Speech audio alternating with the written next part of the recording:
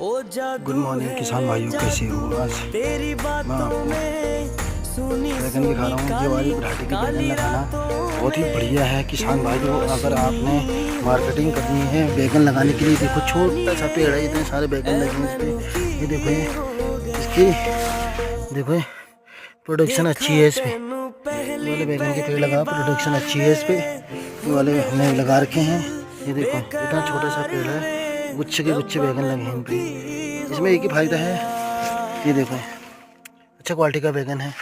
एक हमने दिखा रहा हूँ आपको, ये देखो ये अच्छी क्वालिटी, मतलब बैगन की प्रोडक्शन अच्छी है इस पे। देखो ग्रोथ अच्छी हो रही है इन पे। एक ये देखो इतना सारा खेल लगा रखा मैंने बैगन का। अगर हमने मार्केटिंग करनी है, कहीं देनी है, तो ये वाले बैगन का बीज लगाओ। ज़्यादा मोटा भी नहीं है, ज़्यादा पतला भी नहीं है, ठीक है। लाइक करो, कमेंट करो, सब्सक्राइब करो।